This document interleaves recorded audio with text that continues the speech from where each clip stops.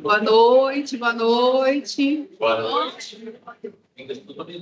Boa noite para todo mundo que está aqui comigo. Sejam bem-vindas, sejam bem-vindos à nossa casa. Boa noite para quem está no online. Bem-vindas e bem-vindos também.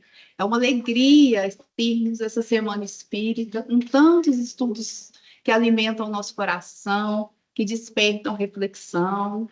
E é bom, né? Podemos estar juntos para a gente celebrar a vida, as nossas oportunidades, os aprendizados. Essa noite, a gente fala sobre uma personagem fantástica, Maria de Nazaré. E é sempre bom começarmos a noite com uma oração, para a gente acalmar o coração, serenar a mente. Então, convido vocês aqui, vocês que estão em casa, vamos respirar profundamente, trazendo o nosso pensamento, a nossa consciência para o momento presente. Vamos relaxando o nosso pescoço, sentindo o nosso corpo, a temperatura, a roupa em contato com o corpo, os pés no calçado. Vamos trazendo toda a nossa consciência para esse momento, buscando sentir as vibrações do ambiente, a calma, as boas energias que nos envolvem. Vamos abrindo o nosso coração, os nossos pensamentos, os nossos sentimentos, para que possamos aproveitar ao máximo os ensinamentos, as energias e as vibrações dessa noite. Mestre querido, nos abençoe em mais um momento de estudo, de aprendizado. Possamos sair daqui mais felizes, com mais vontade de trabalhar, de aprender e de viver. Querido amigo Jesus, seja uma noite iluminada, que assim seja. Muito bem, pessoal. Então, hoje, nossa personagem é Maria de Nazaré, e eu convido o nosso querido já parceiro dessa casa, Ricardo Vardil, para trabalhar esse tema tão precioso. É com você, meu amigo. Muito bem. Isso. Olá para todos. Boa noite, né? Já deu para forçar boa noite, né? Eu sempre digo que tem estudos que eu me sinto cara de pau de fazer, sem autoridade moral para fazer o estudo. Mas aí eu lembro de um dos bandeirantes do Espiritismo aqui em Belo Horizonte, que eu tive a alegria de conviver com ele desde a minha infância, Virgílio Pedro de Almeida, e ele falava muito assim: você vai falar daquilo que você precisa ouvir. Aí eu me tranquilizo. Aí, a partir de então, o que eu faço? Eu só aceito o estudo que eu preciso ouvir. O que eu não preciso, não faço. Eu tenho o orgulho de ser humilde, de reconhecer o estudo que eu não preciso. Aí só passa o que eu preciso ouvir. E antes de iniciar o nosso estudo de hoje, eu tenho uma notícia boa para vocês que vai mostrar para todos nós a importância desses momentos como esse aqui e de outros na Casa Espírita. Há mais ou menos 2 meses, o Conselho Federal de Medicina criou a Comissão de Medicina e Espiritualidade. Olha que lindo. Sabia disso, Marcos? Porque a neurociência tem feito descobertas incríveis, concluindo que, se não cuidar da mente, o corpo não sara. E a neurociência tem descoberto coisas, né? Que levaram agora a falar da inteligência espiritual. Antes era QI, coeficiente intelectual, evoluiu para o QE, coeficiente emocional, e agora é QS, em inglês, coeficiente espiritual. A importância da inteligência espiritual na vida. Então, já aconteceram 2 encontros em que eles estão ensinando os médicos a levar sentido espiritual dentro do consultório. E a neurociência cita, gente, pesquisas maravilhosas que cita Jesus, né? Como que coisas que Jesus falava se aplicam hoje, inclusive fazendo mudanças na área, por exemplo, da imunologia, né? Hoje tem uma área chamada psiconeuroimunologia, falando que o sistema imunológico não é um sistema de defesa bélico, é um sistema integrativo que está ligado à mente, e quando a mente está desordenada, ele é acionado, criando os fenômenos de adoecimento, e que estão ligados a neurotransmissores da dopamina, serotonina, que são neurotransmissores toda alegria, né? Pesquisas maravilhosas sobre isso. Então, esses momentos como hoje, nós estamos aqui para quê? Para desenvolver inteligência espiritual, para saber viver, saber lidar com a loucura da vida. E falar de Maria de Nazaré, né? Quando a gente fala desses personagens, né? Ou seja, nós vamos estar falando de arquétipos, né? Como dizia Jung, né? De modelos, símbolos que a humanidade carrega, que acionam o nosso inconsciente, tentando promover a nossa libertação. Que a verdadeira libertação é o desprendimento, né? Então, quando o anjo Gabriel chega para Maria e fala, né, que ela iria conceber o Senhor, né?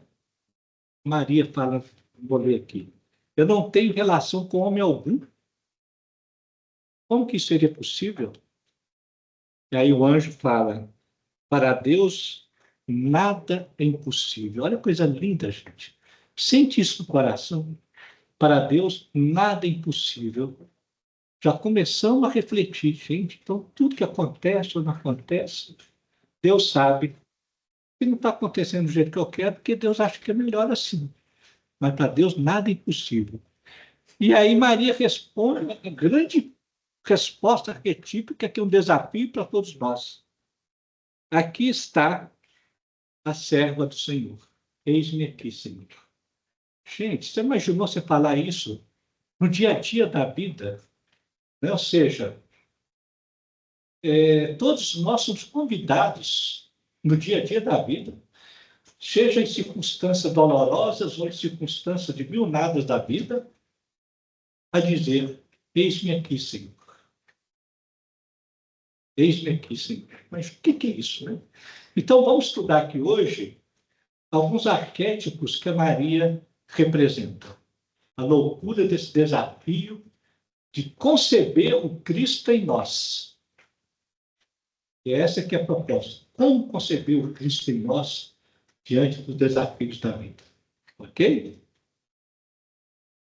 Então, vamos lá. Arquétipos de Maria Santíssima. Vamos falar assim, fica mais limpo, né? Mãe Santíssima, né? Mãe de todos nós, que nós a temos dentro de nós, aguardando florescência, né? Que é provocado nas circunstâncias da vida que vão ao encontro das nossas necessidades espirituais. Então, olha só, arquétipo da Mãe Santíssima. Vamos ler todos e depois nós vamos conversar sobre cada um. O arquétipo da virgindade, do mistério, da doação incondicional, do apaziguamento das memórias, da confiança, da escuta, da espera, do silêncio. Olha só quantos arquétipos que ela representa. E assim é, gente, com todos os personagens da Bíblia, Velhos e Novos Testamentos, todos eles representam arquétipos, modelos, seja a hora sombra, a hora luz, não importa, mas todos eles representam o inconsciente coletivo, o inconsciente individual, um convite, essa transcendência. E no caso de Maria, um convite a conceber o Cristo em nós. Então, vamos lá. O que é a virgindade?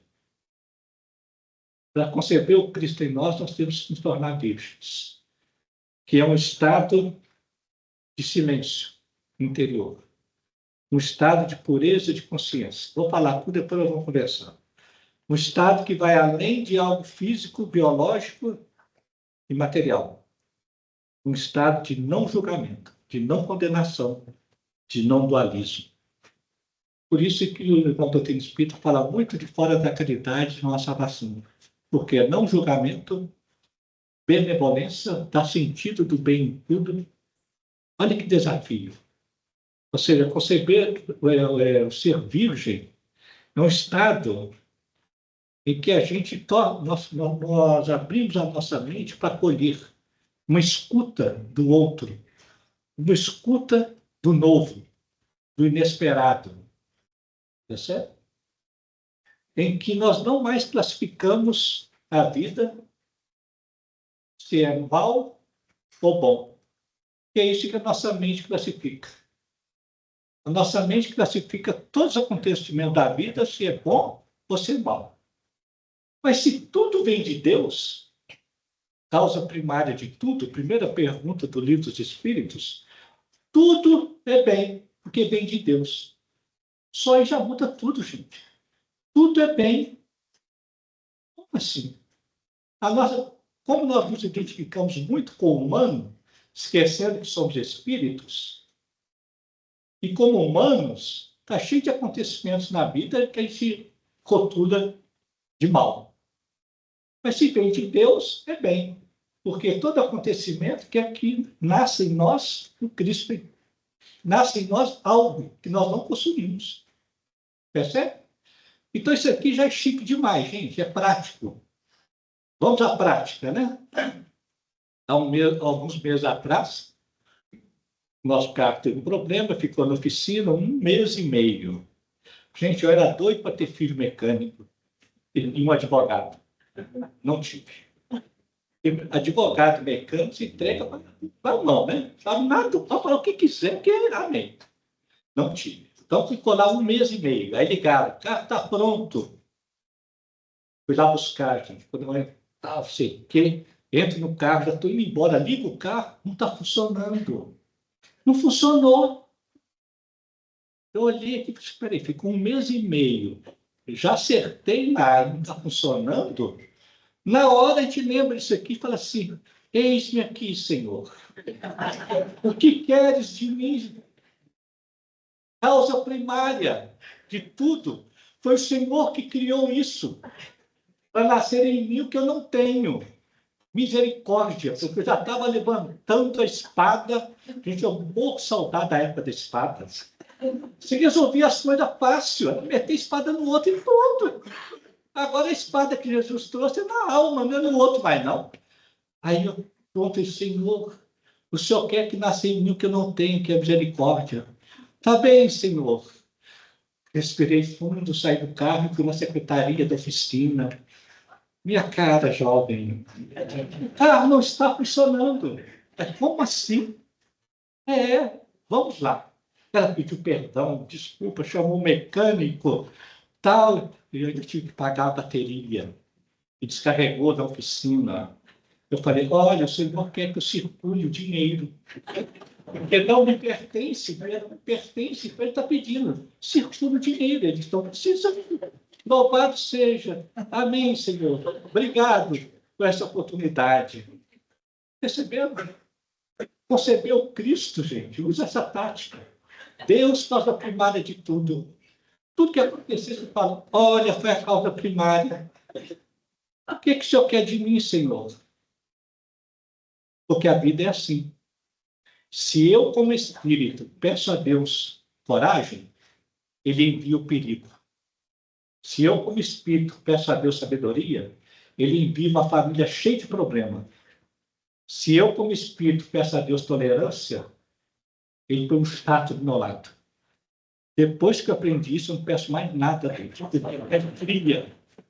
Não peço, fique em silêncio. Tudo chegar de Deus, tá bom, Senhor. Se o Deus é amor sempre, tudo que vem é amor para com o espírito, para com o humano, não. O espírito, eu não peço mais nada, não peço nem força. E se eu pedir força, eu posso acabar com o discipulado, que faz barulho de madrugada. Então, Senhor, não dá nem força, Senhor. Obrigado, por tudo que acontece.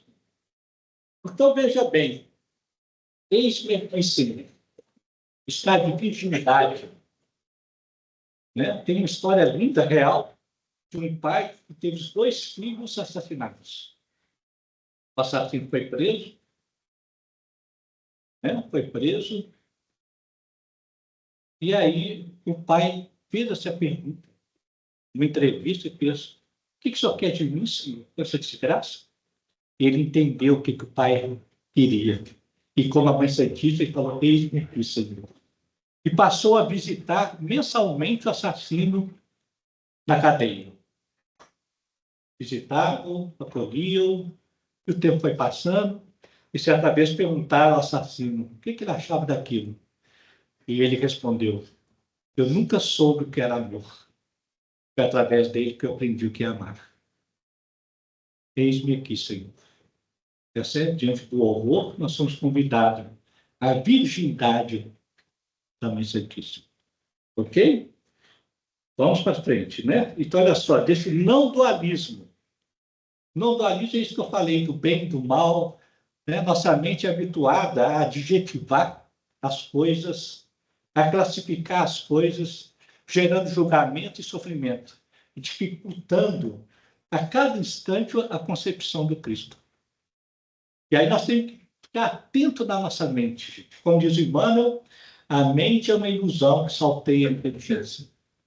Nós vemos e ouvimos, interpretamos conforme a nossa memória espiritual, não conforme a realidade essencial. Então, você tem que ficar atento o tempo todo, que a mente vai criar o dualismo. E nós vamos caminhar no não dualismo. Eu e o Pai somos um. Foi o que aconteceu com o Francisco de Assis.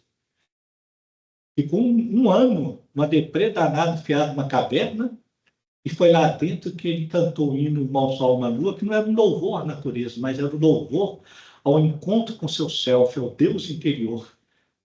Irmão Sol e Irmão Lua, todos somos irmãos. Foi dali que ele saiu e cantou, e nasceu a alegria incondicional. Essa difícil arte da alegria incondicional.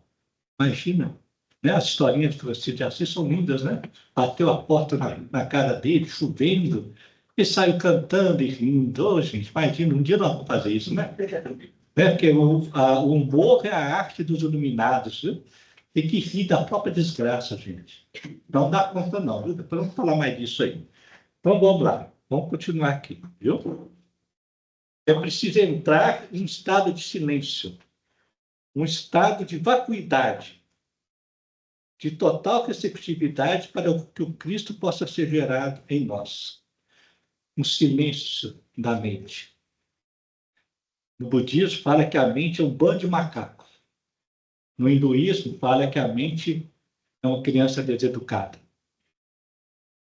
E como o Emmanuel já disse, né? Eu já disse aqui, nós viemos aqui para não viver a proposta da mente. E para isso, nós temos que fazer a difícil arte do silêncio. O que é o silêncio? É ouvir os macacos falando bobagem, os macacos da mente, virar para os macacos e falar assim: é mesmo, louvado seja Deus. Aí vai embora. Ué, depois ele volta. Os macacos não morrem, gente. Os macacos é aprovação. E cada um daqui tem uma aprovação, tem um tipo de macaco com uma história, com um tema que é repetindo. Você entendeu? E repete a vida toda, gente. Até que a gente vai aprendendo a brincar com ele, lidar com aquele, não sofre mais. Sou casado há 42 anos com aquela mulher maravilhosa ali, e graças a ela eu vou para o reino dos céus. Se eu não entrar no reino dos céus, eu quero do pau lá, sabe? Até hoje, gente, eu conto quantos pães que eu vou levar para casa, porque eu sou o homem do cálculo. Tudo que é calcular. Vão sobrar. Memória de guerras. Até hoje, quantos pães vai levar? Não, mas quem vai comer? Só resta rir, gente. Só resta ali, porque até hoje os macacos perturbam. Porque os macacos falam assim, ó, se você levar só 4, ela vai achar ruim. Não, mas vai sobrar, viu? Aí começa o diálogo para comprar pão, gente. Você imaginou? Por isso que lá no Evangelho do Espiritismo está lá assim, a vida é feita de 1000 nadas. E é 1000 nadas mesmo, gente. É 1000 nadas. Você chega no final de semana, você vê quantos 1000 nadas que tem, ainda mais os mais velhos que recebem os filhos, os netos, né? Está cheio de louça para lavar. Quem vai lavar? Quem? Aquele que concebeu Cristo em si no seu coração. E vai lavar em nome de Deus.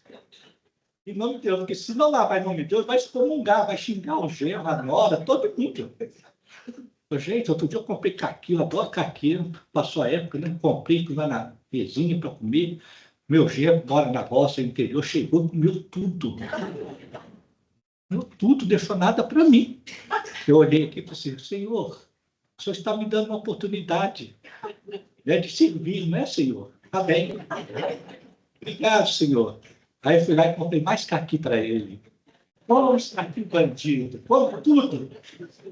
E ainda por cima era dia de jogo do Botafogo. Eu tive que renunciar, ver o meu galo, ver o Botafogo na televisão. Tudo em nome de Maria Santíssima, para ver se o Cristo não concebido em mim.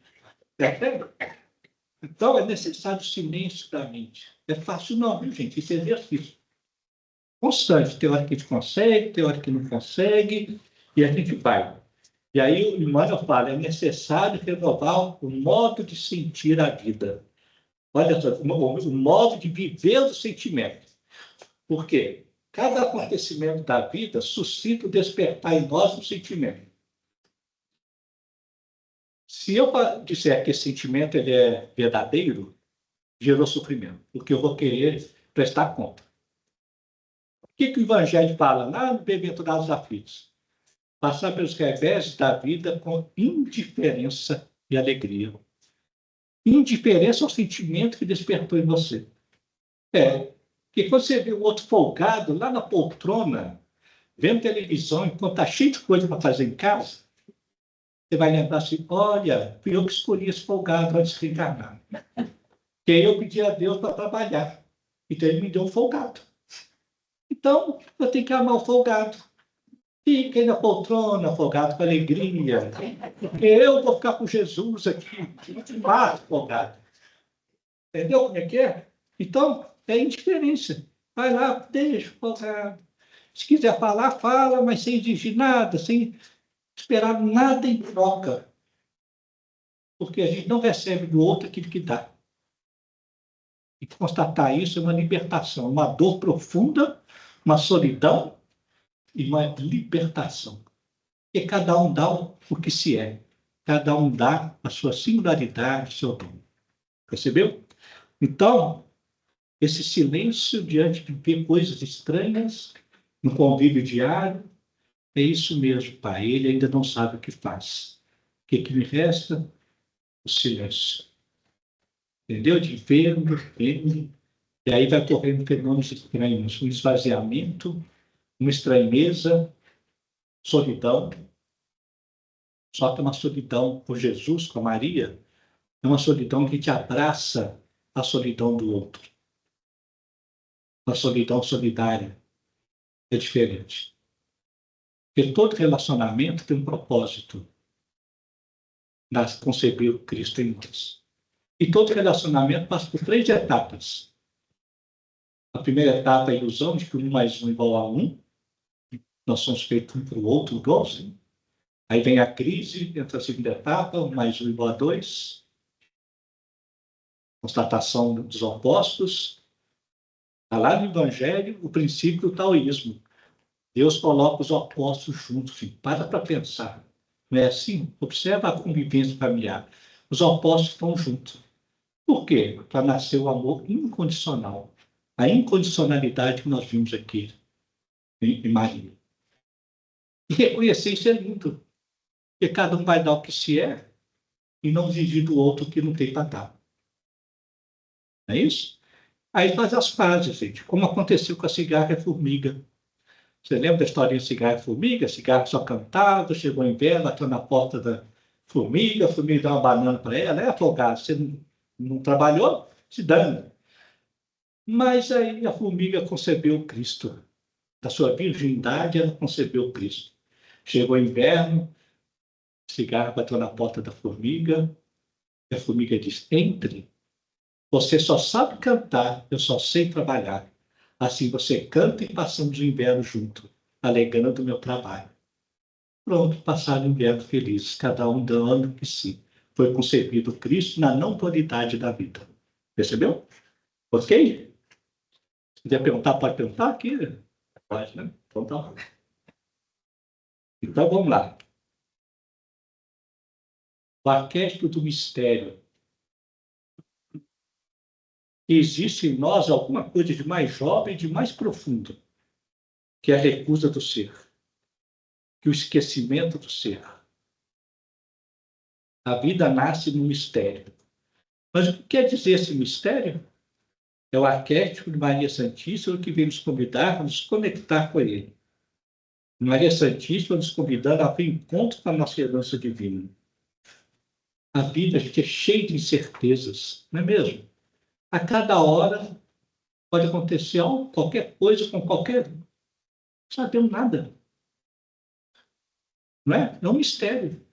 E a gente tem que viver e abraçar esse mistério que é chique. Nessa certeza que Deus sabe de tudo e para ele nada é impossível. E dar o sentido espiritual a tudo. A tudo. Eu gosto sempre de citar a autoridade moral do psiquiatra judeu Viktor Frankl, né, que foi Segunda Guerra Mundial, 2 anos em Auschwitz, vendo toda a família morrer na câmara de gás. Ele já tinha uma teoria de sentido espiritual na psiquiatria, e a vida o convocou para ele viver isso lá. Olha o mistério da vida, gente. Toda a família dele morreu. Ele não. Ele sobreviveu, porque Deus quis que ele passasse por aquilo para que ele deixasse à humanidade o como viver o sentido espiritual no horror. E lá ele concluiu 2 coisas incríveis. Primeiro, não mais o que eu espero da vida, mas o que a vida espera de mim. Olha só, inverte a pergunta a cada momento da vida. E a outra, nenhum nazista tem o poder de tirar de mim a liberdade de escolher como passar pelo horror. E eu escolhi passar com alegria. Olha só, Jesus, né? Bartolomeu, deprimido, perguntou: Senhor, o que é possível para viver essa proposta? Jesus respondeu: coragem, alegria e perseverança. Então, o Viktor Frankl viveu isso. Ele levava alegria a todos, gente. E tem uma cena emocionante, quando estava acabando a guerra, os aliados americanos encontraram um vagão. Quando abriram a porta do vagão, estava aquele montoado de judeus. Viktor Frankl estava lá e todos estavam rindo. Ele com 25 quilos. Todos rindo, gente. Quando eu vi isso. Que coisa maravilhosa. Foi isso que me estimulou, há alguns anos atrás, fazer um curso de palhaço no Circo de Soleil. Eu estava aqui em Belo Horizonte, e o palhaço deu um curso intensivo de 15 dias. O objetivo do curso era o quê? É você contactar com a sua desgraça interior e fazer os outros rirem da sua desgraça. Essa é a arte do palhaço, é a arte dos iluminados. Qual é a sua desgraça, a sua dificuldade? A gente se condena tanto, eu vejo no meu espírito, é muito comum eu ouvir as pessoas falarem assim: eu sou cheio de defeito, eu me corrijo, já tem tanto tempo, eu me corrijo, eu não estou evoluindo, que espírito é fanático com evolução. Né? Não estou evoluindo. Não, meu querido, tenha compaixão com você mesmo, misericórdia, ria do seu defeito, ria da sua desgraça. Se você não ri, você não dá conta, não concebe o Cristo, porque a vida é um mistério, percebe? Esse reencontro com a herança divina, com a alegria cristã. Chico ria, né? Contava os casos dele, ria. Assim. Se não ria, não dá conta, não, gente. Viu? Eu, coitada da minha esposa, ó, Deus coloca os apóstolos juntos. Eu sou um avoado, perco as coisas, não acho nada. E ela tem alma de detetive, acha tudo. Você imagina, gente, até hoje, 42 anos, ela pede para pegar uma coisa na geladeira. Eu olho e não vejo o que está ali dentro. Não vejo. Ela vai lá, é aqui, você não está vendo, não? O que resta? Oh, querida, perdoai-me. Eu sou cego de Jericó, ainda não encontrou Jesus. Ele tem que rir. Tem que rir, pois eu já perdi até carro. Você sabe dessa história? Não? Eu já perdi carro na rua, fui no banco, esqueci onde que eu pus eles. Achei que tinha roubado. Fiz BO. Fiz BO. Uma semana depois, minha cunhada passando perto lá do banco, falou, o carro está aqui. Falei, vamos. Fui lá e estava intacto. Ficou uma semana na rua, no mesmo lugar. Ainda bem que não tinha faixa azul. Fui lá, estava lá. Coisa, né? Tem que vir. Senão, se eu for isso, vou parar o carro ali. Eu falei, onde é que eu parei mesmo? Não sei. Aí que eu brinco. Falei, ô, Senhor, eu não sei onde está o carro, Senhor. Que importa? Que importa que eu tenha a Ti, Senhor, e não o carro. Glória a Deus. Aí você ri para dar conta da coisa. Né?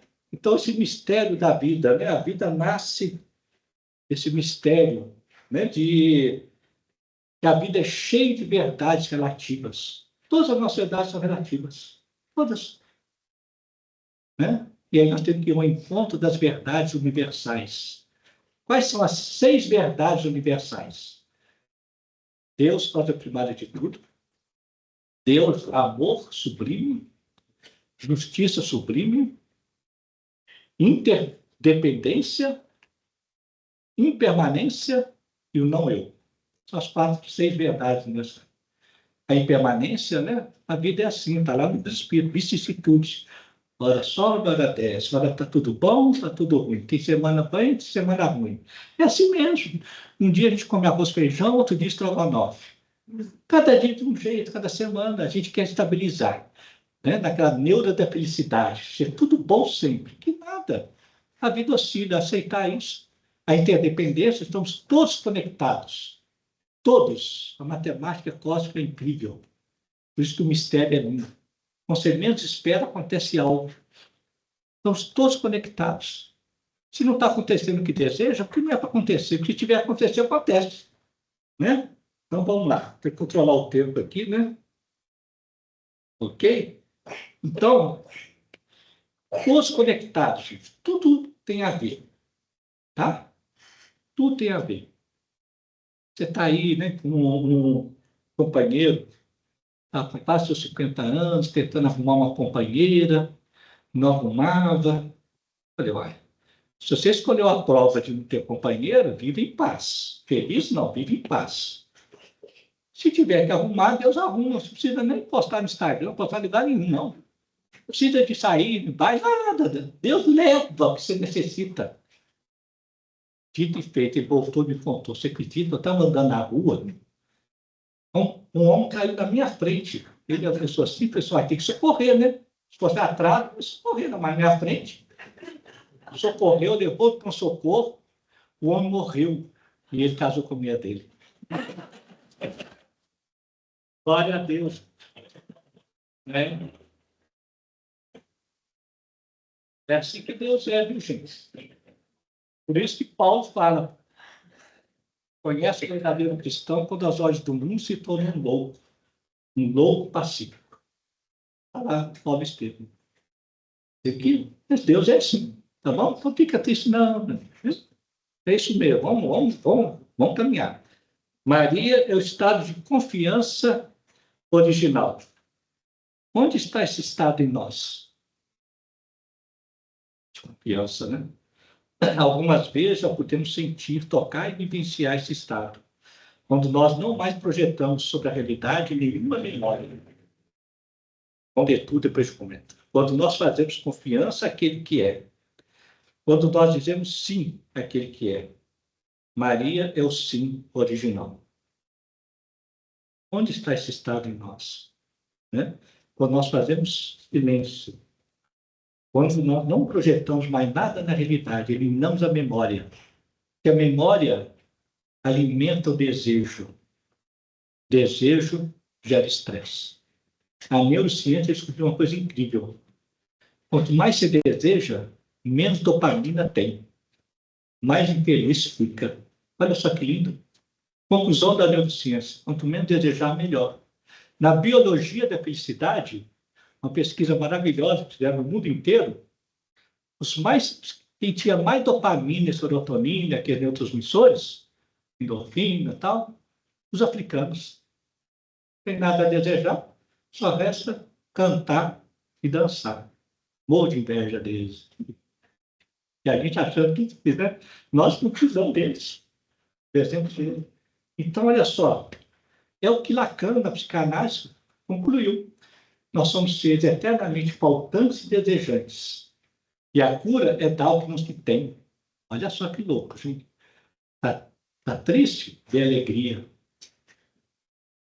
Está desanimado? Leva o ânimo. Está pesado? Provoca leveza no outro. Dá o que não se tem. Porque nós somos eternamente faltantes. E nada no mundo condicionado satisfaz a alma. Não. Então, o que resta? Né? O que resta? Desejar menos. Não é não desejar, é desapegar do resultado. Vocês estão indo para casa agora mesmo, estou com uma fominha gostosa, vou comer um negocinho. Você chega lá, o folgado que está lá já comeu tudo. Sobrou um pão velho para você. Você quer conceber o Cristo em si? Você fala, ó Senhor, só quer que eu coma esse pão velho. Obrigado, Senhor, vou comer em paz. Agora, se não conceber o Cristo, você vai excomungar o desgramado que não pensou no você e ainda vai perder o sono, vai ter que tomar Rivotril para dormir, porque vai brigar com a mente, vai brigar com o outro. Então, olha, foi a causa primária aqui, comeu o pão todo. Glória a Deus. Então, esse estado de confiança original, um dizer sim. Nós passamos por uma experiência, né? Foi fantástica, né? Coisas loucas da vida. Eu estava naquelas perguntas assim, Senhor, até quando o Senhor quer que eu trabalhe? Senhor? Eu peço a Deus um sinal, sabe? O sinal sempre vem no mundo, na vida, igual o homem lá da mulher dele lá. Perguntando, Senhor, aí de repente me chega um convite do nada. Eu nem conhecia aquela psiquiatra Ana Beatriz. Ela me convida para fazer um podcast no Rio de Janeiro. Pai, Deus chamou, né? Então vamos, né? Lá foi eu e a Rosana, minha esposa, Rio de Janeiro, pelo Google Map, né? Opa, o encontro é lá na Barra da Tijuca, eu erro a entrada. E entrei na comunidade do Vigário Geral, onde quem entra não sai, porque todas as saídas obstaculizadas pelo narcotráfico. Eu tentava sair, nada, de repente, o carro foi cercado pelos traficantes armados de metralhadora, um na frente, outro do lado, esquerda. A minha mulher tranquila com essas coisas, sabe? Que é uma história bonita, linda, ela ainda bem, ela observou e nem falou nada comigo para não apavorar. Ela já tinha visto, mas não falou nada. Quando eu olhei aquilo, gente, eu lembrei, tem uma frase no livro do Espírito que é meu mantra. Está lá assim, o Espírito da Verdade fala, se um perigo os ameaça, não fostes vós que criaste, e sim Deus. Está lá no Espírito. Lembrei da frase, falei assim, Senhor, foi o Senhor que criou isso, Senhor? Tá bem. O que o Senhor quer? O Senhor quer levar minha mulher? Então leva. Leva os traficantes, leva, se quiser. O problema é seu e dela, que é o Senhor que está querendo. Agora, se quiser me levar, pode levar. Quem sabe monta um centro espírita aí, eu cuido deles. Você já fez a sua vontade, Senhor. O que o Senhor quer de mim? Aí, nisso, o traficante chegou perto de um radinho, pediu para baixar o vidro, né? Eu acho que eu estava tão possuído que eu olhei para ele com a cara de velho, bobo, sonso. Virei para ele uma inocência, falei assim, moço, me ensina a sair daqui, eu não estou conseguindo sair. Ele olhou, eu lembro da cara dele, me olhando, falei assim, que velho perturbado. Passou o radinho, mandou todo mundo sair. Ele disse, segue aí, ó, segue aí que tá de lá, pode ir. Eu saí de lá, gente. Cheguei lá no podcast, uma alegria, uma empolgação. Dizem que a Ana Beatriz fala mais do que a entrevista. E ali foi o contrário, eu que falava, estava empolgado, né? Mais ainda, a experiência para completar, né? Porque, claro, um estresse desse, né? A bexiga encheu. Antes que eu faço xixi, gente. Antes de chegar lá. Aí tinha um túnel lá no Rio de Janeiro, 2 quilômetros de túnel. E o túnel tem umas entradinhas de carro assim, né? Se tiver um problema, eu falei, o quê? Depois que aconteceu comigo, eu faço qualquer coisa. Né? Parei o carro naquela zona de escape.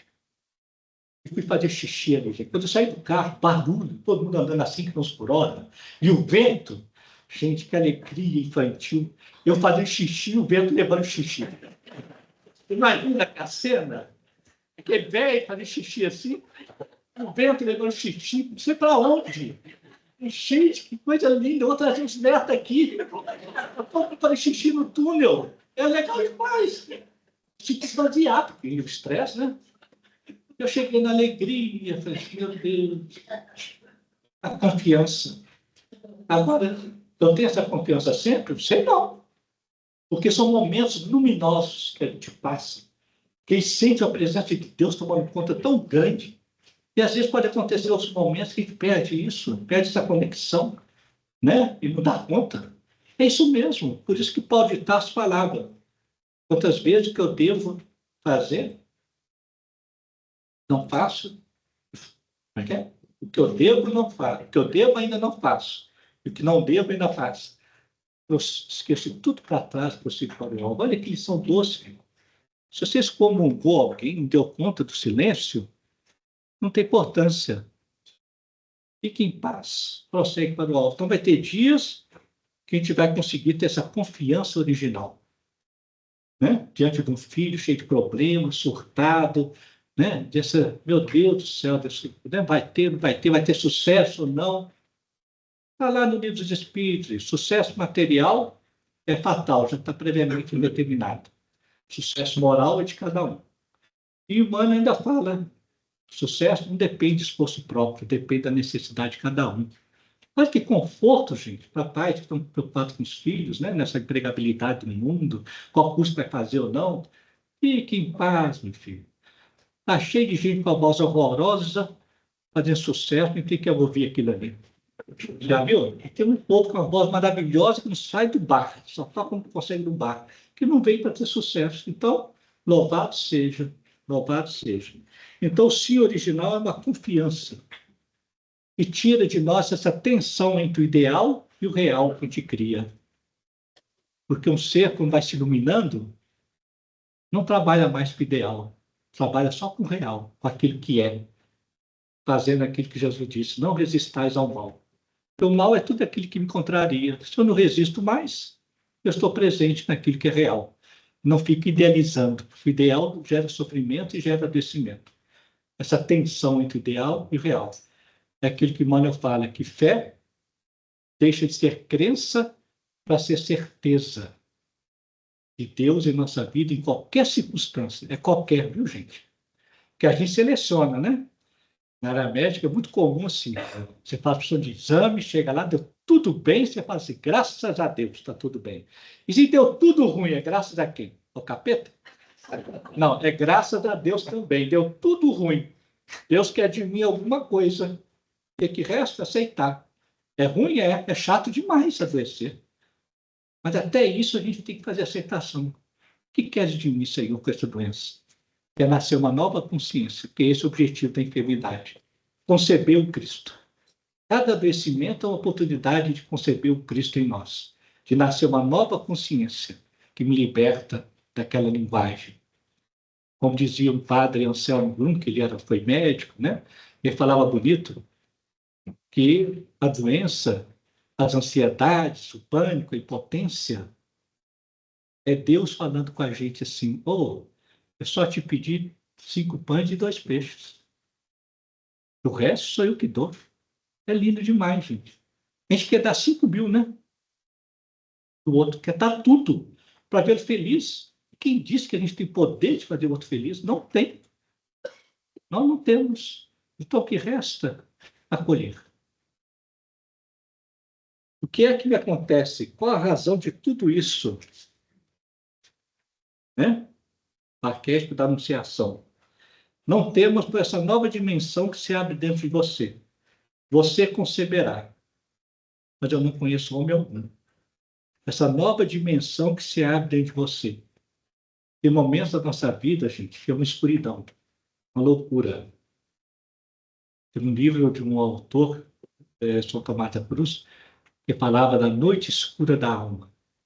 São períodos da vida que tudo perde sentido, perde a razão de ser. A gente pergunta qual a razão disso, qual o sentido disso, perde tudo. A gente é possuído por um vazio, uma estranheza, mas faz parte da vida. Porque, como disse Emmanuel, é necessário aprender a morrer antes de desencarnar. E em cada época da vida, a gente é convidado a morrer. Principalmente no início de cada década. Cada década da vida cutuca a gente. A gente tem um infernozinho austral. Confúcio já falava isso. Ele falava assim, até os 20, só estudava. 20 aos 30, dos 30 a 40, reconhecia o que eu sou. Dos 20 aos 30, reconhecia quem eu sou. Dos 30 a 40, o que eu vou fazer com o que eu sou? 40 aos 50, seguro de mim mesmo. É a época da travessia do deserto com Moisés, onde eu vou me libertar de tudo aquilo que eu sou escravo. 50, 60, aprendi a ouvir as coisas do céu. 60, 70, já não discuto mais com a vida. Cheguei aos 70, livre, bom e justo. Olha que lindo que Confúcio falava. Então, cada época da vida provoca a gente. E às vezes a gente é jogado numa dimensão e desmorona. Infelizmente, na medicina, tinham, né, a tendência, ainda tem, né, de nomear, de falar de depressão, disso, né? Hoje está cheio disso, né? Todo mundo tem diagnóstico, né? Quem não tiver, vai ao médico, porque precisa de um diagnóstico. Senão você fica excluído da sua turma. Você chega na sua turma de amigos, todo mundo tem diagnóstico, você não. Não, tem que ter. Aí fala que é depressão. O que é depressão, gente? É a morte do ego. É a iminência da libertação. E um que falava que Deus fica esperando o fracasso. Porque é ali que ele se manifesta. E a depressão é o fracasso do ego. É uma libertação necessária. Aí toma remédio. Estou condenando porque tomar remédio, não. O negócio é tomar remédio para fazer a mesma coisa que fazia antes. O que a neurociência concluiu? Se você não muda a mente, ocorre um fenômeno de tolerância neuronal no cérebro. E aquele remédio começa a não fazer mais efeito. Aí tem que aumentar a dose, acrescentar mais um. Ao invés de tomar o remédio para tomar coragem de fazer a vida diferente, não mais com aquela consciência anterior, aí sim seria útil. Não. É para continuar correndo nessa sociedade performática de metas, meta para lá, meta para cá, né? Vai faltar, vai ter dinheiro, vai ter isso aqui. A mente. Cada um com a sua salinha de aula, como diz o Emmanuel, né? Cada um ali no corre-corre.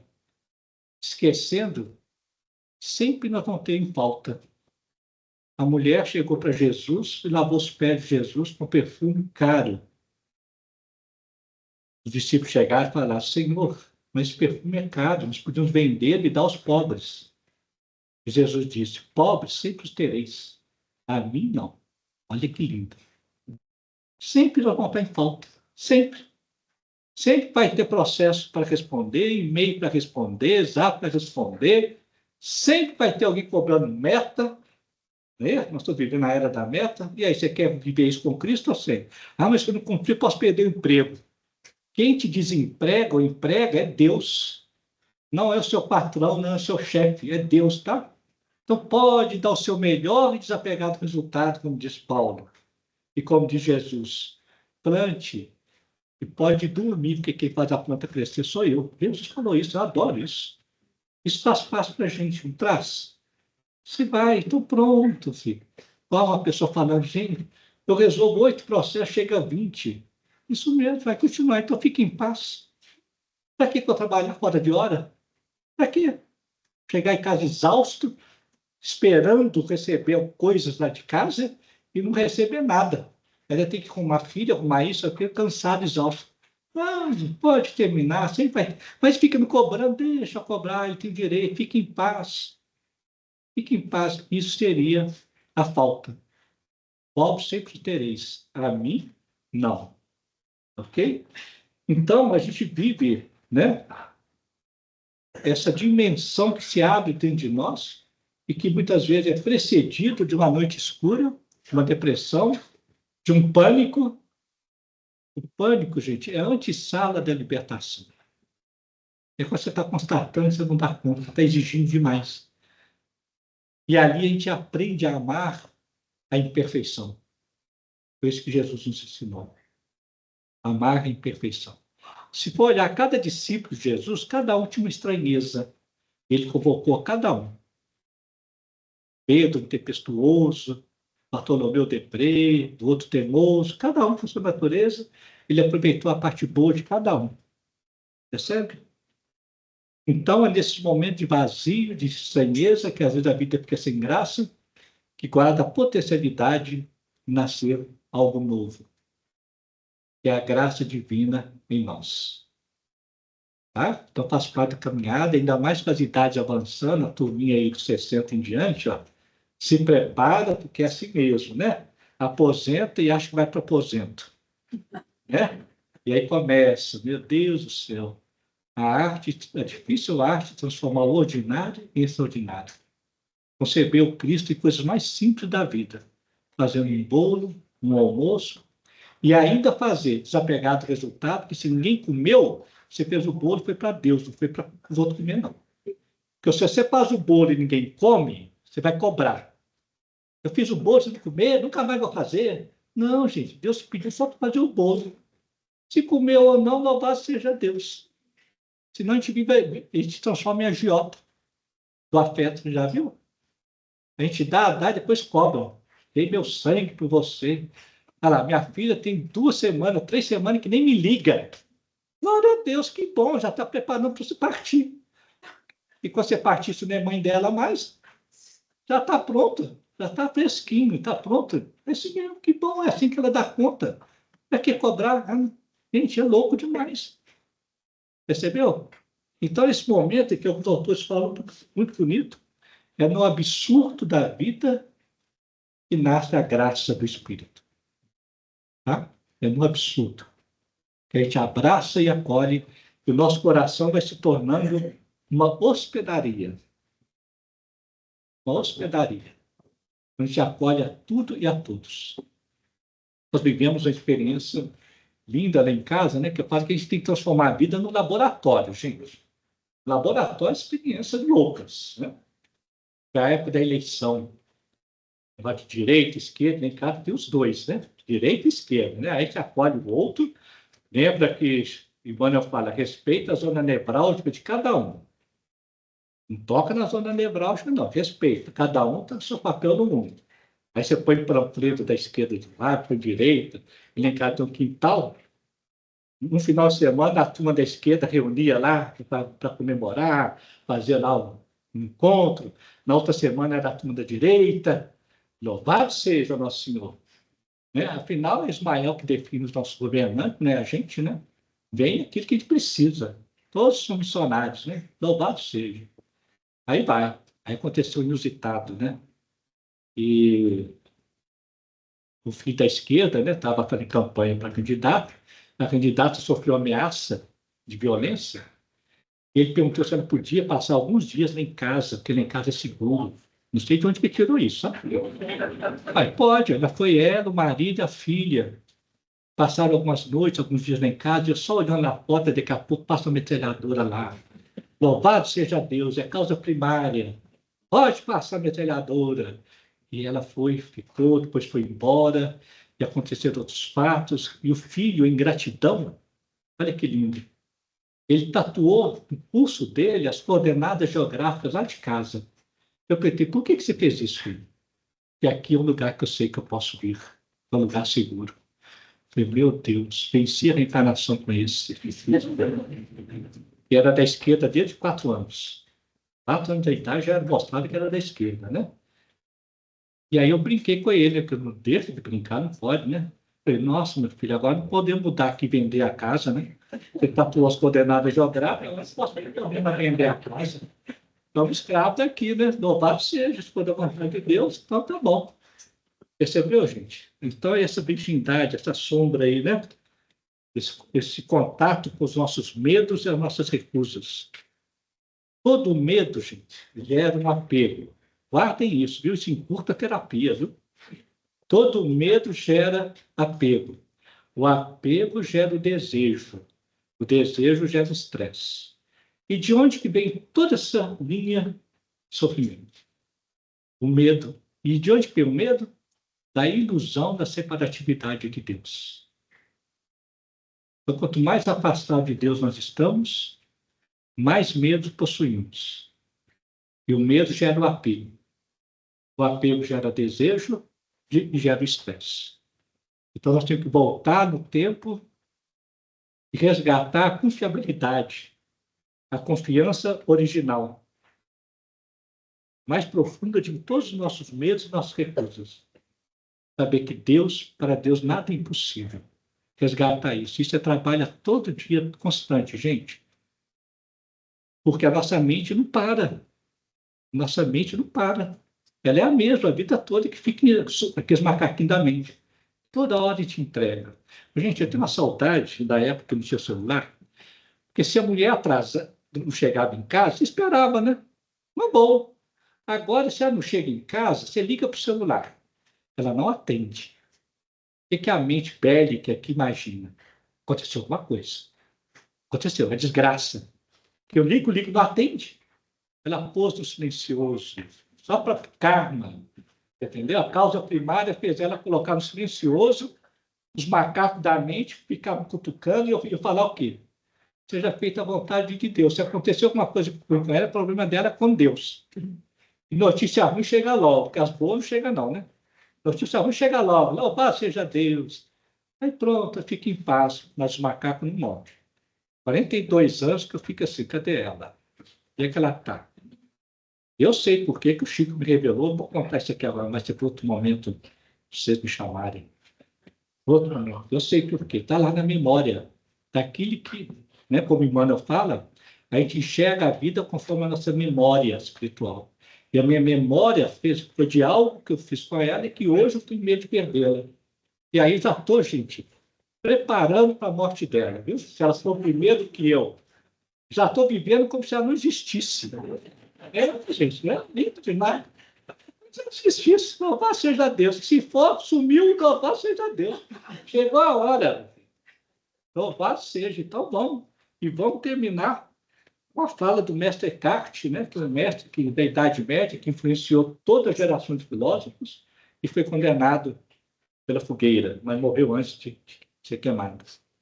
A nobreza do ser humano consiste no abdicar-se dos desejos pessoais e egocêntricos, transcender o pensamento e libertar-se de causas e motivos exteriores, refugiando-se na onipotência redentora do amor, num contato direto com o divino, sem intermediário algum. Olha que lindo. Tem que ficar lendo, relendo, né? Abdicar dos desejos egocêntricos, nós já falamos. Transcender o pensamento, não ficar prisioneiro do pensamento. Se desidentificar da sua mente, observar a sua mente, porque eu não sou a minha mente. Não sou, eu sou o espírito. Eu não sou a minha mente foi escolhida com provação. Vou ficar observando a minha mente, o pensamento. Libertar-se dessas causas e motivos exteriores. Que a gente justifica que eu estou perturbado por conta de causas exteriores, pelo que o outro fez, aconteceu, nada, tudo isso é mentira, é ilusão. Estou perturbado porque como eu interpreto e sinto a vida. Eles convocam para se libertar disso, refugiar-se não na nossa onipotência do ego, mas na não onipotência redentora do amor, um contato direto com o divino. Em todo instante, eis-me aqui, Senhor. Deus, causa primária de tudo, faça de mim o que o Senhor bem entender. Eu sou escravo. Lindo. A gente acalma, fica em paz e vamos caminhando juntos, confessando uns aos outros, como diz Jesus, para a gente poder rir. Porque a desgraceira é a mesma, só muda de CEP, viu, gente? Só muda o CEP. Mas quando a gente conversa um com o outro, está tudo a mesma coisa. E é bom demais. Um dá força ao outro. Como dizia Paulo, meio de joelhos conjuntados, vamos caminhando juntos, concebendo Cristo em nós, nessa difícil arte de viver. Combinado? Muita alegria e paz para todo mundo. Gostei. Muito calma. Calma mesmo, o Eco está feliz. Até esqueci de tomar água, olha só. Aí os espíritos põem água aqui para a gente, né? A gente tiver vergonha.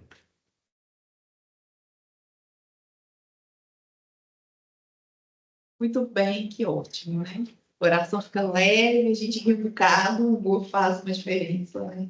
Com muita informação que alimenta o coração, deixa aqueles pontinhos de reflexão para a gente levar por dias e dias, né? Vamos fazer a nossa oração para a gente encerrar? Vamos lá. Vamos fechar os nossos olhos e agradecer por mais esses momentos, por mais essa oportunidade de aprendizado, que possamos nos libertar das amarras dos nossos medos, dos nossos sentimentos contraditórios, e as sementes das lições de Maria, com essa confiança genuína, oriente as nossas ações, oriente o nosso pensamento e o nosso sentimento. Possamos nos aproximar cada dia do nosso Pai com amor, com alegria e com esperança. Mestre querido Jesus, possamos voltar aos nossos lares mais leves, mais alegres, mais confiantes na nossa capacidade de crescer, de viver e de buscar o caminho que nos aproxima de Deus. Que assim seja. Muito bem, pessoal de casa, para quem está aqui, a gente tem o estande da Fraternidade Sem Fronteira fora, vale a pena passar, dar uma olhadinha. Amanhã a gente tem um estudo lindo também, com outro personagem maravilhoso, que é Paulo Starros. O Luiz Sérgio Marota é quem vai trazer os ensinamentos, as orientações do estudo para a gente. Muito obrigada a vocês, obrigado, Ricardo, foi sensacional. Obrigado, pessoal de casa. A gente vai agora para o nosso passe, né? Quem quiser, é só aguardar. Música depois da palestra amanhã. Amanhã, depois da palestra, tem a harmonização musical, tem música, vai ser ótimo para quem puder. Obrigada, pessoal. Além, tirando a música, não esqueci de mais nada. Não.